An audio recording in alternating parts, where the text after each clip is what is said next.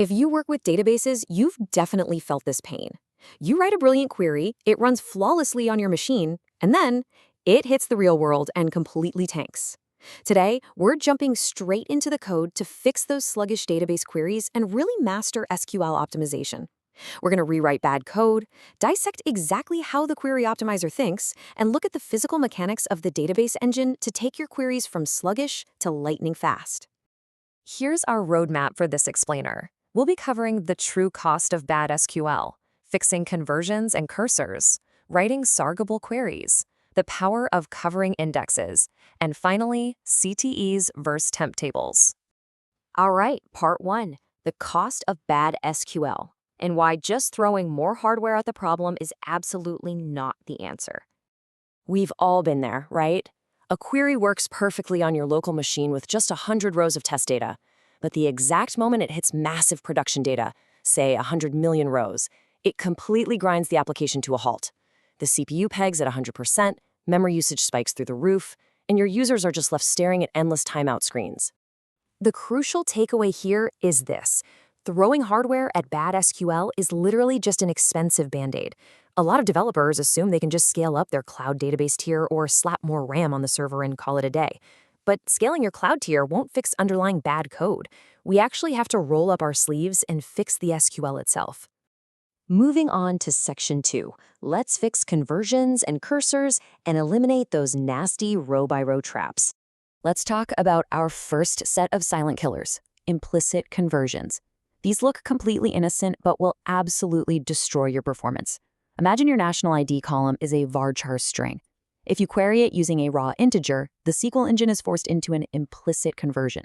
It basically runs a hidden cast function on literally every single row in the database before it can even make the comparison. This totally breaks your index and triggers a massive full table scan. The fix? Super simple. Just drop that number in quotes so it matches the string data type, allowing the engine to utilize the index instantly.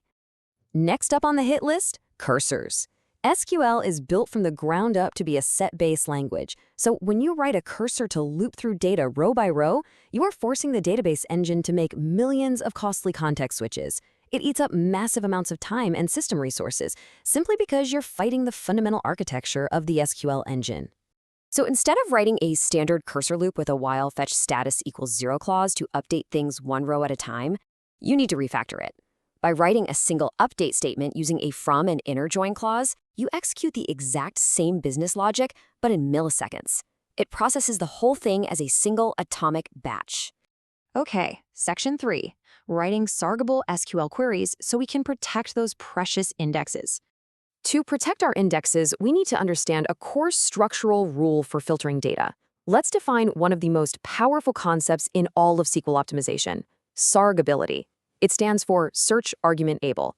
Basically, a query is SARGable if the database engine can directly use an existing index to seek out matching data, rather than having to scan the entire table.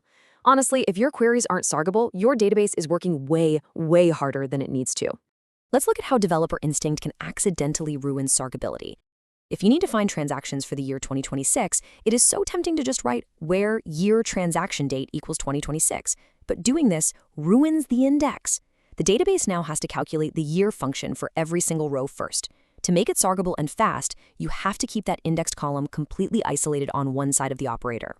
Instead, ask for a date range, where transaction date is greater than or equal to January 1st, 2026 and less than January 1st, 2027. This exact same SARGability rule applies to strings too. Using a leading wildcard, like writing where store code like %tx-90 completely breaks index lookups and causes a full table scan. The database has no idea what the string starts with, so it's forced to check everything. But using a trailing wildcard allows the engine to perfectly leverage a super fast index seek. Moving right along to section 4, the power of covering indexes and how we eliminate unnecessary page reads. Creating an index is honestly just half the battle. If your queries don't perfectly align with them, you hit a silent performance killer known as a bookmark lookup or a key lookup.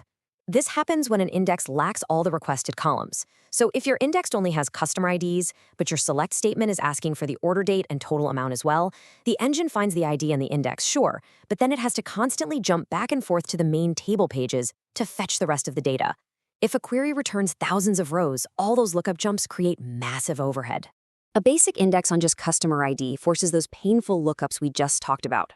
The fix? A covering index. By creating a non-clustered index and adding an include clause for order date and total amount, we're literally copying the required values directly into the leaf nodes of our index. Now, when the engine runs the query, it finds everything it needs right there inside the index without ever touching the main table. It turns a costly key lookup into a lightning-fast index seek. Finally, Section 5, CTEs versus temp tables. Let's talk about managing memory for heavy calculations. For our final technical deep dive, we need to clear up a very common architectural misconception involving common table expressions. CTEs are fantastic for making your code look clean, but there is a dangerous myth out there that CTEs temporarily save or cache data in memory. The reality? Quite different. In most major relational databases, standard CTEs are simply inline views. They don't save data at all. They execute from scratch every single time you reference them in your query. So think about this.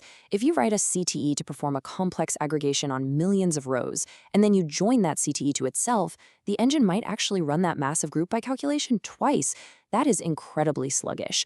Instead, for complex calculations, you should swap that CTE for a temporary table using an into statement, materializing that heavy aggregation first. This actually builds into a perfect 4-step optimization process.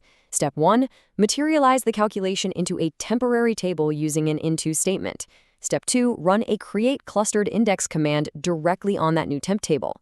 Step 3, run your final join against that properly indexed temp table. And Step 4, explicitly use a drop table command to clean up your resources. By doing this, we compute the heavy aggregation exactly once and ensure that all subsequent joins happen almost instantly. Okay, let's wrap things up with some best practices and give you a go-to SQL optimization checklist. Before you submit that next pull request, keep these 3 golden rules in your back pocket to keep your queries running in milliseconds. First, always query only the columns you actually need. This prevents bookmark lookups and makes covering indexes possible. Second, keep your where clauses pristine for true SARGability. Never wrap those indexed columns inside functions. And third, always review your execution plans to hunt down hidden table scans and costly lookups. That wraps up this explainer. We've covered a huge amount of ground today, and I really hope you're walking away with concrete, actionable ways to keep your queries lightning fast and your servers cool. But now I'm genuinely curious and want to turn it over to you. What is the absolute worst, most unoptimized query nightmare you've ever had to rescue? Think about it, keep optimizing your code, and we'll catch you next time.